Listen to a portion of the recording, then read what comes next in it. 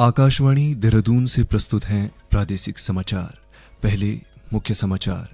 वित्त मंत्री निर्मला सीतारमण ने आम बजट में कुछ राज्यों के साथ भेदभाव के विपक्ष के आरोपों को खारिज किया। मुख्यमंत्री पुष्कर सिंह धामी ने कहा, सरकार राज्य की शिक्षा व्यवस्था को व्यवहारिक और सुव्यवस्थित बनाने के लिए प्रयासरत। सर्वोच्च न्यायालय लंबित मामलों को निपटाने और सौहार्दपूर्ण समाधान को प्रोत्साहित करने के लिए 29 जुलाई से 3 अगस्त तक विशेष लोक अदालत आयोजित करेगा। और डेंगू की रोकथाम के लिए देहरादून जिला प्रशासन ने दून एकीकृत कमान एवं नियंत्रण केंद्र में कंट्रोल रूम स्थापित किया। नमस्कार, समाचारों के साथ मैं आशुतोष और अब समाचार विस्तार से।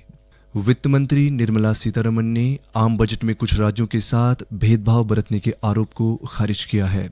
आज राज्यसभा में शून्यकाल के दौरान उन्होंने आरोप लगाया कि कांग्रेस के नेतृत्व में विपक्ष लगातार यह धारणा बनाने का प्रयास कर रहा है कि विपक्षी दलों वाले राज्यों को बजट में कुछ नहीं दिया गया है। उन्होंने स्पष्ट किया कि किसी भी बजट में हर राज्य का नाम नहीं लिया जा सकता। उन्होंने कहा कि अगर किसी विशेष राज्य का उल्लेख बजट भाषण में नहीं है तो इसका मतलब यह नहीं कि केंद्र सरकार की योजनाओं का लाभ उन राज्यों को नहीं मिलेगा। आज सवेरे सदन की कार्यवाही शुरू होते ही विपक्ष के नेता मल्लिकार्जुन खड़गे ने इस मुद्दे को उठाते हुए आरोप लगाया कि केंद्रीय बजट सरकार को बचाने का प्रयास था। उन्होंने कहा कि विपक्ष इसका विरोध करेगा। श्री खड़गे ने यह भी कहा कि विकास कैसे होगा जब बजट ही संतुलित नहीं है। बाद में विपक्षी दलों ने सदन से वॉकआउट किया। कैबिनेट मंत्री सतपाल महाराज ने आम बजट को विकसित भारत के लक्ष्य को साधने, नए अवसरों को सृजित करने और प्रदेश में प्राकृतिक आपदाओं से होने वाले नुकसान की भरपाई करने वाला बजट बताया। उन्होंने कहा कि इस बजट में उत्तराखंड को पिछले वर्ष आपदाओं से हुए नुकसान की क्षतिपूर्ति के लिए विशेष सहायता पैकेज देने की घोषणा की गई है। इसके अंतर्गत बजट में 86 करोड़ की प्रारंभिक धनराशि दिए जाने का प्रावधान है। उन्होंने कहा कि इस बार केंद्रीय बजट से प्रदेश को 2217 करोड़ रुपए की अतिरिक्त राशि प्राप्त होगी। सतपाल महाराज ने बताया कि बजट में प्रदेश में 475 गांव और बसावटों तक सड़क पहुंचाने का लक्ष्य निर्धारित किया गया है। उत्तराखंड उद्योग संघ के अध्यक्ष पंकज गुप्ता ने वित्त मंत्री निर्मला सीतारमण की ओर से पेश किए गए वित्तीय वर्ष 2024-25 के आम बजट की सराहना की। उन्होंने कहा कि इस बजट में युवाओं को रोजगार से जोड़ने का ध्यान रखा गया है। इस बार का जो बजट है थोड़ा एक डिफरेंट तरह का बजट है, जिसमें वित्त मंत्री जी ने एक तो फोकस किया है जॉब जनरेशंस के ऊपर, किस तरीके से हम एम्प्लॉयमेंट को जनरेट कर सकते हैं, किस तरह से हम लोगों को स्किल कर सकते हैं। तो सबसे बड़ा थ्रस्ट तो उसी के ऊपर है। जो सबसे बड़ा प्रोग्राम जो उन्होंने मेगा प्रोग्राम जिसको मैं कहूंगा वो है इंटर्नशिप का। 1 करोड़ लोगों को 500 कंपनी में इंटर्नशिप की जो बात करी है उसमें उन्होंने ये भी तय कर दिया कि 5,000 रुपए पर मंथ का स्टाइपेंड दिया जाएगा और 1 टाइम 6,000 रुपए दिया जाएगा। तो वो अपने आप में बहुत बड़ी बात है। नैनीताल के किसान आनंदमणि भट्ट ने केंद्रीय बजट 2024-25 के लिए केंद्र सरकार का आभार व्यक्त किया और अपने विचार साझा किए।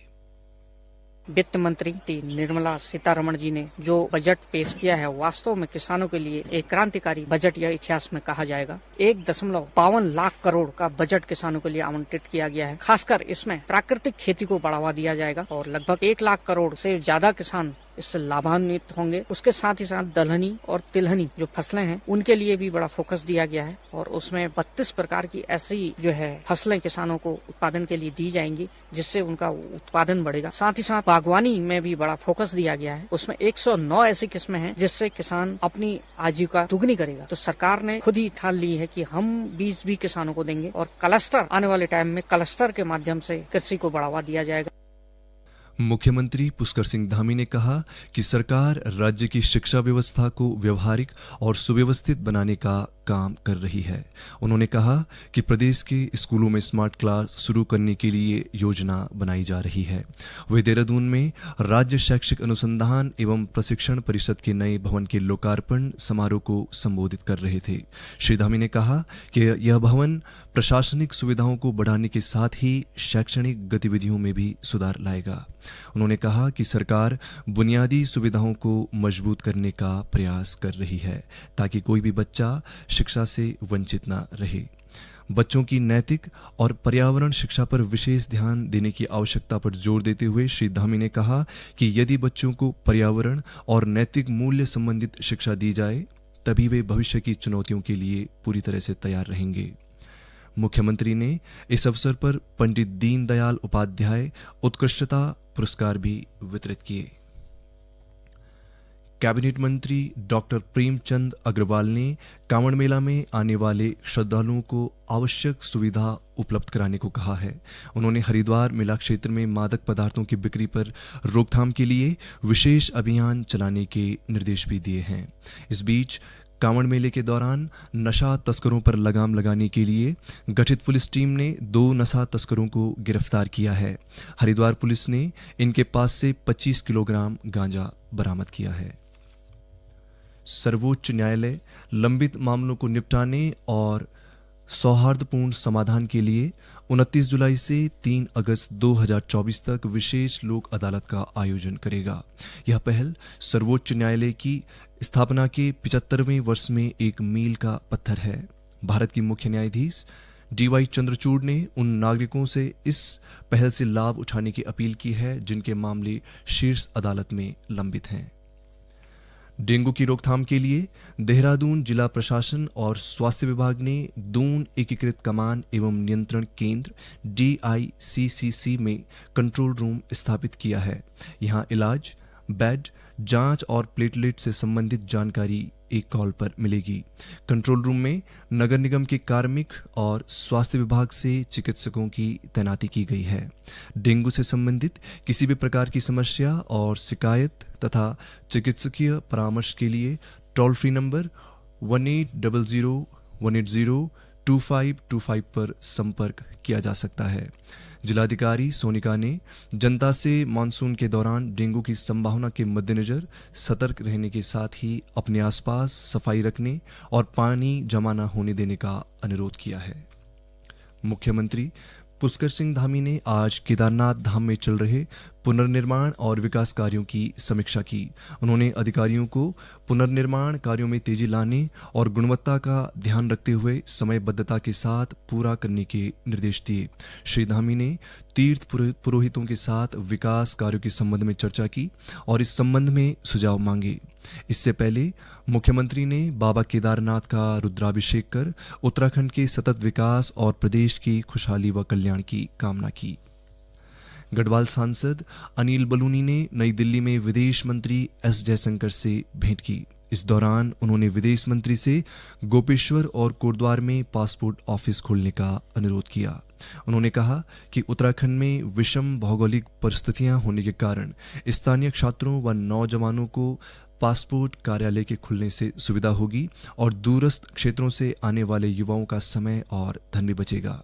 विदेश मंत्री ने श्री बलूनी के प्रस्ताव पर सकारात्मक सहमति जताई है। भारतीय मानक ब्यूरो BIS और गोविंद बल्लभ पंत कृषि एवं प्रौद्योगिकी विश्वविद्यालय के बीच मानकीकृत कृषि प्रदर्शन फार्म के विकास को सुविधाजनक बनाने के लिए एक समझौता ज्ञापन हुआ है। इसका उद्देश्य BIS के सहयोग से विश्वविद्यालय में मानकीकृत कृषि प्रदर्शन फार्म का विकास करना है। इसका उपयोग भारतीय मानकों के अनुसार विभिन्न कृषि प्रथाओं और नई तकनीकों के परीक्षण और प्रयोग के लिए किया जाएगा।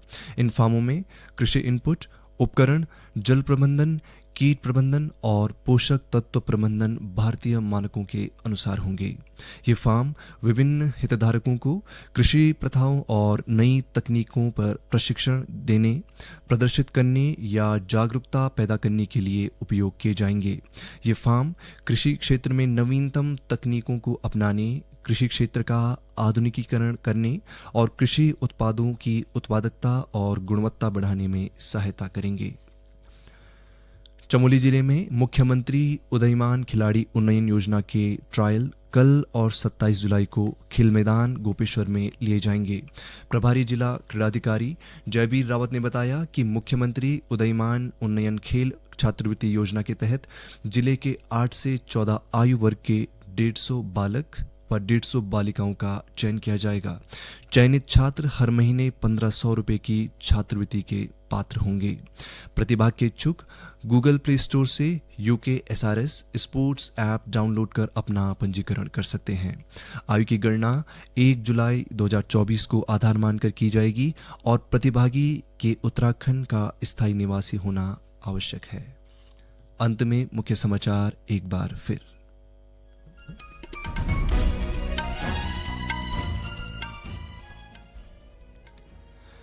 वित्त मंत्री निर्मला सीतारमण ने आम बजट में कुछ राज्यों के साथ भेदभाव के विपक्ष के आरोपों को खारिज किया।